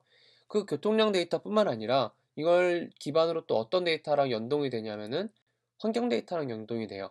그래서 이거는 이제 교통 데이터와 도시 온도에 따른 관계를 분석한 건데, 뭐 결론을 쉽게 얘기하면 뭐 어떻게 좀 이렇게 쉽게 상상할 수 있는 결론이긴 한데, 교통량 늘어날수록 도시의 온도 자체가 늘어날 수 있다라는 부분을 코릴레이션을 이제 타임 시리즈 데이터를 통해서 분석을 한 거죠. 그래서 그 부분이 있었고요. 그리고 이제 지식화하는 부분에서 아무래도 단순한 어떤 빅데이터 어널리시스가 아니고 지식화를 하기 위해서는 지식에 대한 틀이 있어야 돼요. 우리가 예를 들어서 뭐 한글로 배우는 사람은 한글 어휘집을 통해서 지식을 만들듯이 어떤 어휘집이 존재하고 랭귀지라고 하는 것과 스트럭처가 존재해야 되는데, 그런 것들을 재정의하기 위해서 2017년에 PUC라고 하는 SCI 논문에서 이런 어떤 온톨로지를 재정의하는 논문이 발표된 바가 있고요. 뭐 이것뿐만 아니라 온톨로지는 수도 없이 발표가 되어 왔기 때문에 이 온톨로지라고 하는 부분의 어떤 중요성이 아직도 하다라고 하는 개념 정도로 좀 이해를 하면 될 것 같아요. 그리고 2016년 논문인데, 솔직히 저는 이 논문이 굉장히 재미있는 논문이라고 생각이 들어요. IEEE 인텔리전스 시스템에 발표된 논문인데, IoT를 좀 더 자율적이고 좀 더 의미를 부여하는 코그니티브 프로세스로서 여지껏 말했던 코그니티브 프로세스 혹은 perceptual computing의 개념으로 IoT를 본 거예요. 정말 자율성을 부여하기 위해서 어떤 이슈가 있는지를 분석한 논문이 되겠고요. 스마트 IoT라고 하는 개념을 다시 재정립을 하는데, 결국에 IoT 빅데이터로부터 메이킹 센스 하는 것, 즉 지식화하는 부분을 전부 다 스마트 IoT라고 말할 수 있다라고 하는 정의를 다시 한번 리프레이즈를 해주고 있고요. 스마트 IoT에 대한 이슈를 총 4가지를 언급을 하는데요. 첫 번째는 수많은 다른 종류의 센서 데이터로부터 정보가 올 거다라고 하는 거예요. 그래서 이질성 부분을, 헤테로지니티 부분을 충분히 해결해야 된다라고 하는 게 첫 번째 이슈고요. 두 번째는 지금 현재 저희 연구진에서도 겪고 있는 문제인데, 센서들이 언제나 24/7 동작하지 않아요. 어떤 센서들이 죽어버리면 그 순간에 전체 데이터가 무효화되는 경우도 굉장히 많고요. 그리고 뭐 물리적인 이유 혹은 뭐라 그럴까, 관리적인 이유를 들어서 센서들이 중단이 되는 경우도 많아요. 뭐 정전이 됐다라든지 절전 때문에 이건 아껴야 된다라든지 수많은 이유가 많아서 어쨌든 부분 노이즈가 굉장히 많이 존재하거든요. 그래서 그런 노이지한 데이터가 인컴플리트하게 들어왔을 때도 지식화할 수 있느냐라고 하는 부분이 하나의 이슈가 될 수가 있고요. 그리고 uncertainty라고 하는 거는 뭐라 그럴까? 이거 정확히 기억이 안 나는데, 어 네, 이거는 다시 한번 논문을 읽어보는 걸로, 관심 있으신 분들은 네, 그렇게 넘어가야 될 것 같고요. 다이나미즘이라고 하는 거는, 여지껏 빅데이터라고 하는 거는 그냥 배치 러닝으로 이런 데이터가 들어왔으니까 어떤 현상이 있는지 밝혀주세요 하는 식의 배치 러닝이 됐지만, 스마트 공간과 사물 인터넷 공간, 환경, 그리고 스마트 시티라고 하는 부분은 굉장히 동적인 환경이기 때문에 리얼타임으로 이러한 분석들이 제공이 돼야 한다라는 거죠. 그래서 굉장히 속도가 중요하고 다이내미즘이 중요하다라는 거예요. 그래서 총 4가지 이슈를 들었고요. 그리고 IoT 자체의 인텔리전스에 대한 사례를 조금 더 보면, 2015년 논문인데, 좀 2017년 최근 논문은 아니지만 저는 굉장히 중요한 논문이라고 생각을 해요. 제목을 봐도 알고 있지만 제목 그대로 읽어보면은 얼반 슈퍼 얼거니즘을 셀프 오르거나이징 하는 거예요. 근데 그거를 단순히 그냥 엔지니어링적인 관점에서 본 건데, 여기 저널도 굉장히 좋은 저널이에요. SCI 저널이고, 임팩트 팩터도 굉장히 높고요. 여기서 말하는 거는 IoT라고 하는 부분에 슈퍼 얼거리즘을 적용할 수 있게끔 어떤 이론적인 엔지니어링적인 측면에서의 백그라운드를 마련해줬다라는 굉장히 의미 있는 논문이고요. 여기서 이제 얼반 슈퍼 얼거니즘이라고 하는 거에 비전이라고 하는 걸 총 4가지로 말하고 있어요. 그리고 이러한 비전은 제 연구 철학적인 입장에서 봤을 때는 IoT의 비전이랑 굉장히 흡사하고 동기화되어 있다라고 생각을 해요. 첫 번째는 ICT 에이전트들과 휴먼 에이전트가 공존한다라는 거죠. 그래서 사람이 인지하는 정보가 있고 ICT 에이전트가 인지하는 정보들이 있고, 그들이 판단하는 것들이 서로 달라요. 그래서 그런 것들이 서로 공존하고 있다라는 점이 있고요. 그리고 그것들은 두 번째 분릿은 서로 다른 에이전 시스템이에요. 그쵸? 그리고 그 스케일이라고 하는 게 얼반 스케일로 굉장히 확장되는, 단순한 스마트 공간, 정말 유니스페이스처럼 단순한 공간이거나 혹은 개인에 집중된 게 아니라 얼반 스케일이라는 거죠. 굉장히 large 스케일이라는 거예요. 그래서 그게 어떤 비전이고, 세 번째 비전이라고 하는 거는 각자 알아서 움직이는 거라는 거예요. 누군가가 뭐 사용자들이 일일이 IoT 오브젝트들을 뭐 제어해주고 관리해주고 설정해주고 이런 게 아니라, 또 ICT 에이전트가 사용자를 어떤 매니플레이션 할 수 있는 그런 게 아니라 그냥 그 자체로서 존재하고 그 자체로서 판단할 수 있는 거죠. 근데 그렇게 더 좋은 거는, 그렇게 셀프 오르가나이즈 할 수 있는 애들이 얼반 스케일에서 뭐 도시의 어떤 안전이라든지 절전이라든지 이런 공통된 목적을 통해서 협력할 수 있는 그런 어, 비전을 나와야 된다라는 거예요. 그리고 그것들이 최종적으로는 싱글 오거니즘으로서 멀티 에이전트 시스템이고 서로 이제 공존하는 시스템이지만 어쨌든 하나로 존재해야 된다라는 거죠. 그래서 그런 비전을 가지고 있는 게 이 슈퍼 오거니즘이라고 하는 부분이고, 다시 말하지만 IoT 환경에도 충분히 적용 가능한 그런 비전이라고 생각을 들어요. 결국에 IoT 환경도 조직 뭐라 그래야 되나, 셀프 오거나이즈 돼야 되고 공통된 목적을 통해서 협력할 수 있어야 되는 거거든요.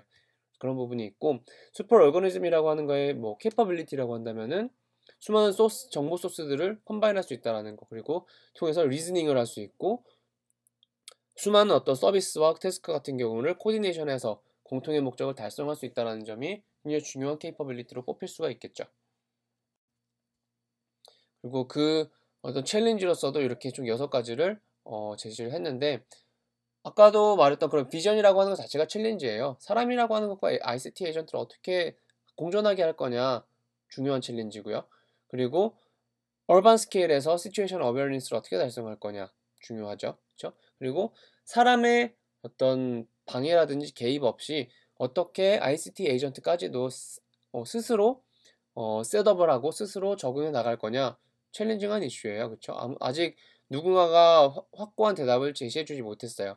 그리고 바텀업 셀프 오르가니제이션은 각자 알아서 움직이는 것과, 그리고 아까 말했지만 얼반 골이라고 하는 부분에 대해서 의해서 움직여야 돼요. 그렇죠? 근데 그 부분은 탑다운 어프로치거든요. 그래서 탑다운 어프로치와 바텀업 어프로치가 어떻게 공존할 수 있느냐, 어디가 트레이드오프의 어떤 옵티마이제이션 포인트냐라고 하는 부분도 잘 정의해야 되고요. 그 다음에 이머전 비헤이비어라고 하는 거는 예측하지 못했던 행동이 나왔을 때 기존의 지식에서 존재하지 않는 행동들, 이상행동 혹은 사용자의 기호가 변했을 때 어떻게 이거를 그러니까 예측하고 그거에 맞춰서 행동할 거냐라고 하는 부분이고요. 마지막으로는 사용자의 참여와 관련된 건데, 사용자들을 어떻게 인센티브를 줘서, 어떤 형식의 인센티브를 줘야 사용자들이 정말 적극적으로 참여하게 할 거냐라고 하는 부분인 거죠. 그래서 IoT라고 하는 관점에서 말을 한 논문은 아니지만 충분히 모든 것들이 IoT랑 연관이 되어 있고 스마트 스페이스와 연관이 될 수 있는 것들이에요. 그렇죠? 챌린지들이죠. 그리고 퓨처 리서치 토픽들이에요. 그리고 이거는 뭐 저희 연구실에서 했던 건데, 간단하게 사례를 소개하면, 일단 2017년에 SCC에 발표했던 논문이고요.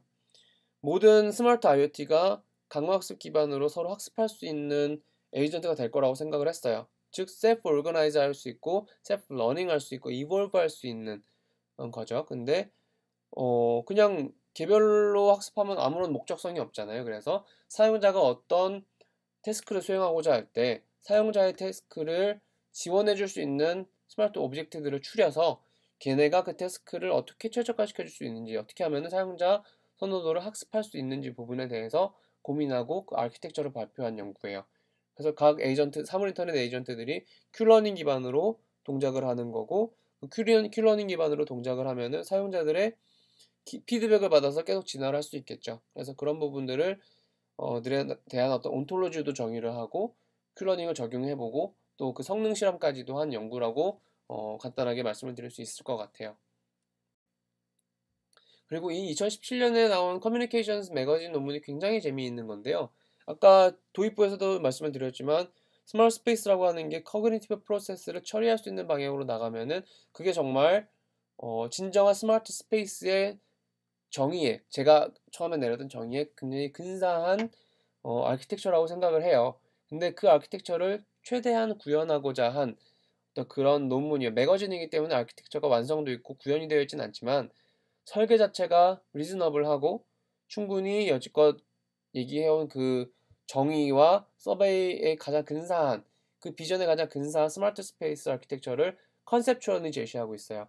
그래서 이렇게 뭐 그림만 봐도 알겠지만 어떤 강화학습적인 부분부터 시작해서 빅데이터 어널리시스, 베이션 필터 이런 것들을 종합적으로 통합 프레임워크로 만들어서 진짜 판단할 것들은 판단하고 사용자들로부터 배울 건 배우고 그게 지식화되고 다시 또 데이터가 모이는 건 다시 뭐 어널리시스를 수행해서 그로부터 제공된 인포메이션이 있으면 또 학습할 수 있는 강화학습 레이어에 넣어주고 이런 루프를 설계를 한 거죠.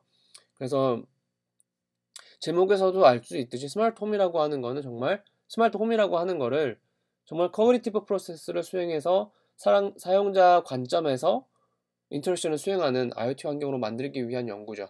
그래서 아키텍처적인 부분에서 굉장히 리즈너블하고 키페이퍼로서 가치가 있다고 생각을 해요. 스마트 스페이스 부분인데요. 스마트 홈과 관련된 논문이 발표가 된 게 있어요. 근데 이거는 클라우드 기반으로 판단을 하는 스마트 홈 아키텍처라고 보시면 될 것 같고요. 아래 아키텍처도 보시면 알겠지만 스마트 오브젝트가 스마트 홈으로부터 존재하는 수많은 정보들을 인지해서 퍼블리쉬하면 그거는 스마트 홈 게이트웨이와 같은 허브가 있어서 그 허브가 클라우드로 쏴주고요.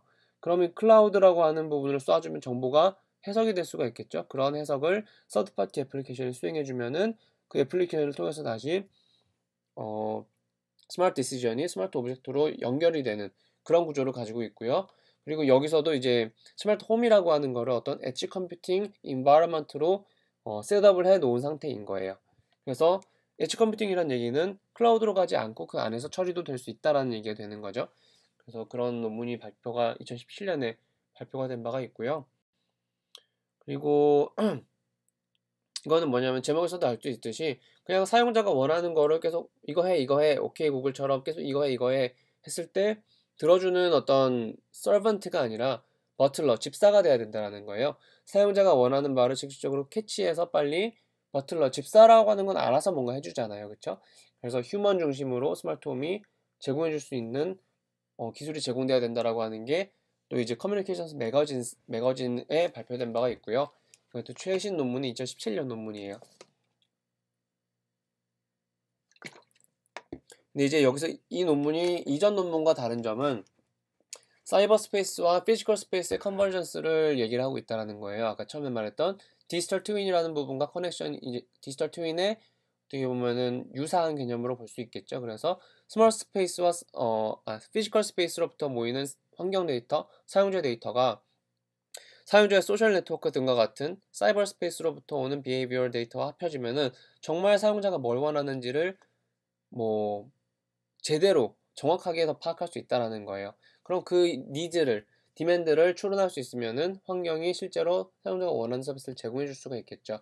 그래서 실제 이 논문에서 예로 든 서비스는 파워 스케줄링, 절전 서비스가 될 수가 되겠고요. 그리고 이제 IoT 저널에서 스마트 홈에서 수행되는 수많은 프리딕션들이 있는데 그 프리딕션 알고리즘에 대한 서베이 논문을 발표한 바가 있어요. 그래서 사용자의 행동을 이제 추론하고 사용자가 어떤 거 원할 거야 라고 해서 서비스를 제공해 주기까지 어떤 액션을 원할 거야 라고 하는 부분에서 제공해 주기까지 수많은 알고리즘을 이제 분석해서 연구를 했고요. 그래서 총 5가지로 이제 액티브 렛츠라든지 플로킹, 스피드, 내시 H 러닝 그리고 아프리오리 알고리즘 이렇게 총 5가지 알고리즘으로 분석을 했는데 이 논문에 의하면 지금 논문 연구자 중에 이쪽 분야 연구자 중에 좀 리딩하고 있는 연구자가 다이앤 쿡이라는 연구자가 있는데 그 연구자의 논문을 굉장히 많이 언급을 하고 있어요. 그래서 그 사람의 컨트리뷰션이 좀 많이 집약된 논문으로도 좀 해석이 되는 그런 연구고요. 근데 굉장히 잘 쓰여진 논문이에요. 그래서 한번 읽어보면 좋을 것 같고요. 이건 아까 언급한 논문이니까 넘어갈게요. 그래서 스몰 스페이스라고 하는 이 카테고리도 충분히 적용될 수 있는 논문이기 때문에 넣어놨습니다. 그리고 이 논문은 뭐냐면 이것 또한 이제 IoT 저널에 2017년에 발표된 논문인데 한국 논문이에요. 한국 논문인데 IoT 플랫폼이나 혹은 프리딕션 알고리즘에 대한 논문은 굉장히 많은데 실제로 사용자들이 이 기술이라고 하는 부분을 받아들일 수 있을까?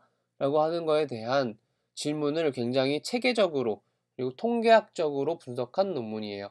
그래서 어 뭐 수많은 가설을 세워 가지고 여기에는 보이는 동그라미들은 이제 그 유저 액셉턴스에 영향을 미칠 수 있는 요소들을 그냥 아이테마이즈 한 건데, 이 화살표들이 각각의 이제 가설이 되는 거죠. 뭐 가격이 싸면은 뭐 인텐션 투 유즈를 높일 수 있느냐라고 한 부분에 대한 가설을 세우고, 이런 식으로 뭐 열 몇 가지 가설을 세워서 그거에 대한 설문을 수천 명한테 뿌려 가지고 설문을 해서 결론을 도출한 연구인데요. 뭐 관심 있으신 분들은 좀 더 읽어 봐야겠지만, 어쨌든 결론을 그냥 요약하자면, IoT라고 하는 부분이 이제 환경이 스마트홈이 충분히 사용자들에게 억셉트 되기 위해서는 총 세 가지가 중요한 거예요. 결론적으로 보면은 뭐냐면, 각각 단말에 기기가 싸져야 돼요. 기기가 싸져야 되고, 그리고 perceived compatibility가 낮아야 돼요. 무슨 말이냐면은, 기존에 쓰고 있는 기술이 있는데 바꿔야 되는 거잖아요, IoT로. 그러면은 바꾸는 데 드는 노력이라든지 비용이 적어야 된다라는 거죠.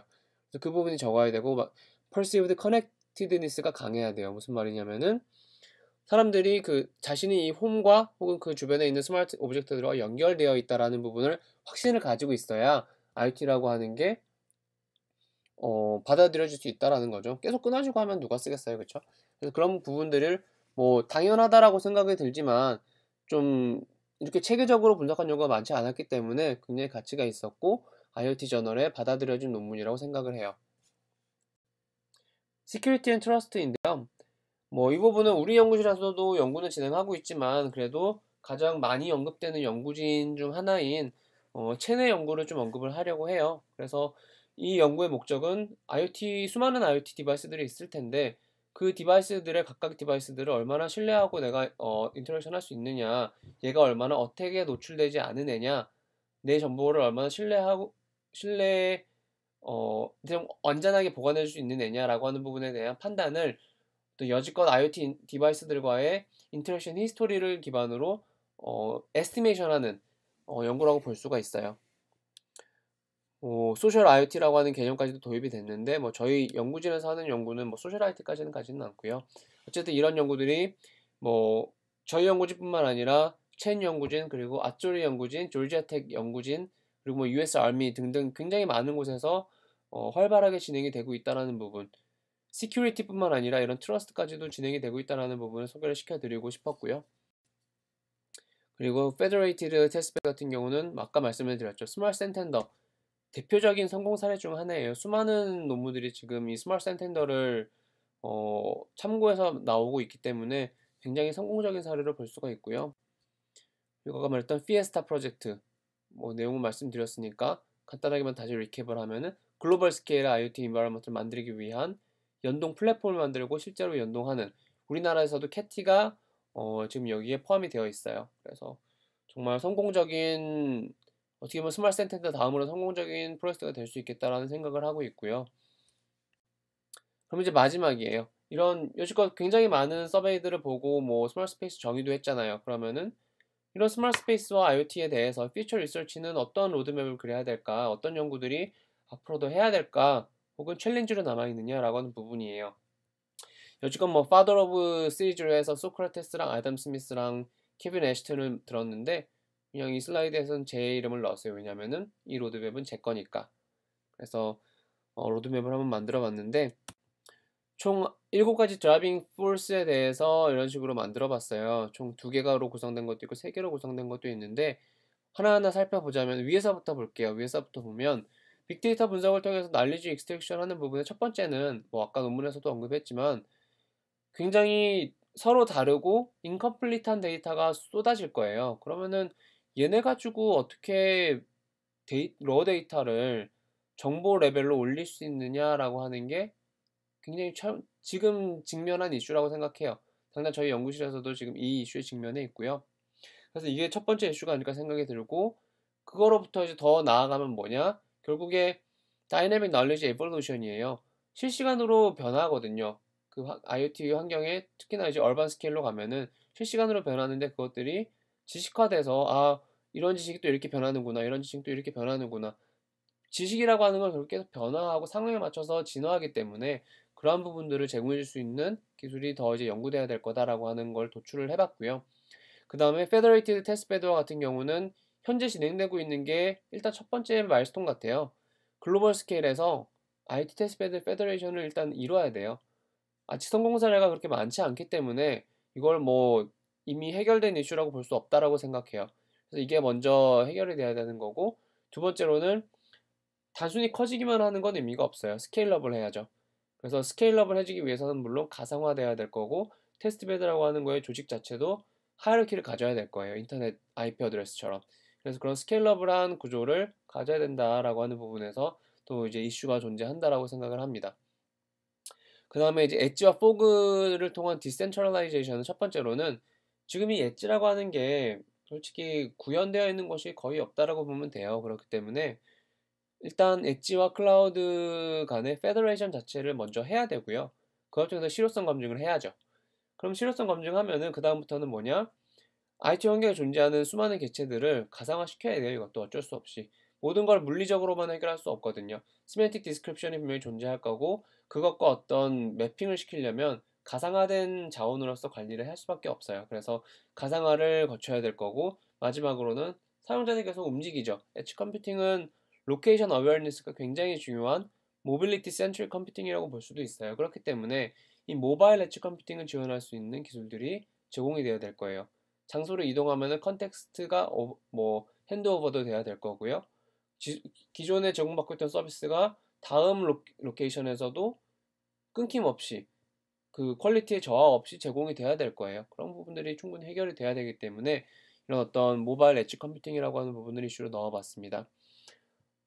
그 다음 주제는 스마트 스페이스인데요. 아까 그 커그니티브 컴퓨팅 그거 아니다. 다른 논문에서 컨버전스 언급했죠. 디지털 트윈 언급하면서 컨버지하는 부분을 언급했는데, 결국에 사이버 피지컬 컨버전스를 이뤄야 돼요. 사용자에 대한 인텐션을 완벽하게 이해하기 위해서는, 이 공간에서 사용자가 뭘 원하느냐 이해하기 위해서는 데이터 통합해야 되거든요. 그래서 그런 부분을 통한 디맨드 인퍼런스가 수행이 돼야 되고, 사용자의 행동 분석이 수행이 돼야겠죠. 그게 되면 결국에는 아까 뭐 논문 제목이랑 굉장히 흡사한데, 사람 중심의 정말 커그니티브 프로세스를 수행할 수 있는 자율적인 스마트 스페이스가 구축이 돼야 돼요. 그래서 그 부분이 최종적인 연구 로드맵으로 제시를 했고요.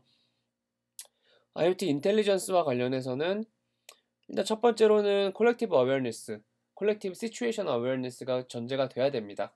그래서 어웨어니스라고 하는 부분이 가장 중요하고, 그와 동시에 각각 어웨어니스를 뒷받침해주는, 그러니까 뭐지? 어웨어니스 베이스가 되는 부분이 바로 분산되어 있는 어토노미라고 볼 수가 있죠. 각각의 사물들이 자율성을 가지고 있어야 되는 거죠. 그래서 이 자율성이라고 하는 부분들이 첫 번째로 제시가 돼야 되는 거고, 두 번째로는 자율적으로, 아까도 말했지만 공통의 목적을 가지고 자율적으로 협업을 할 수가 있어야 돼요. 그래서 얼반 스케일이라든지 스마트 스페이스, 스마트 홈 스케일이라든지 그런 부분에서 반드시 협업을 수행할 수가 있어야 되는 거고, 세 번째로는 기존에 없던 행동들에 대해서 대처를 할 수가 있어야죠. 그걸 우리는 셀프 힐링이라고 부르고 있고요. 그래서 셀프 힐링에 대한 기술이 또 로드맵으로 제시가 돼야 됩니다. 그런 부분이 있고요. 그리고 인터로퍼러빌리티에 대한 거는 일단 아직 페더레이션이라고 하는 것도 성공적인 케이스가 딱히 없어요. 이거를 써야 한다라고 이렇게 누구나 쓰고 있는 케이스가 없기 때문에 페더레이션에 일단 집중해야 되고요. 그 다음에는 마찬가지로 스케일러블하게 제공돼야죠. 페더레이션으로 이렇게 덩치를 키워놨으면은 그거 시간 안에 제공될 수 있게, 사용자의 어떤 리퀘어먼트를 저해하지 않는 선에서 제공될 수 있게 해줘야 되기 때문에 스케일러블하는 구조로서 가야 됩니다. 그리고 마지막으로 시큐리티 앤 트러스트는 첫 번째로는 빅데이터 기반으로 IoT들의 트러스트를 분석할 수 있어야 돼요. 어떤 위험 요소들을 인지할 수 있어야 하고요. 그래서 그걸 기반으로 인지된 위험이라든지 리스크 트러스트를 통해서 시스템 자체가 어댑티브 해야겠죠. 그래서 좀 더 안전한 인터랙션을 보장할 수 있는 IoT 환경을 구축할 수 있는 방향으로 나가야 된다라고 하는 결론으로 로드맵을 좀 그려봤습니다. 네, 그래서 이까지가 지금 준비된 슬라이드와 발표 내용으로 볼 수가 있겠고요. 레퍼런스들은 좀 뭐 서베이 페이퍼 수준은 아니지만 최선을 좀 다해봤어요. 그래서 최대한 최신 트렌드를 반영하는데, 과거의 것을 언급을 할 때는 좀 이렇게 키페이퍼라고 할 수 있는 것들 위주로 뽑아서 분석을 해봤고요. 그리고 이거는 아까 말씀드렸듯이 어떤 정부의 어떤 정보기관들의 백서라든지 보고서들, 그리고 뉴스 기사들을 토대로, 그리고 CES 홈페이지 등을 토대로 작성을 했다라는 점 보여드리도록 하겠습니다. 이상 네, 스마트 스페이스와 IoT 피처 로드맵을 그리는 어떤 세미나 형식의 영상을 모두 마치도록 하겠습니다.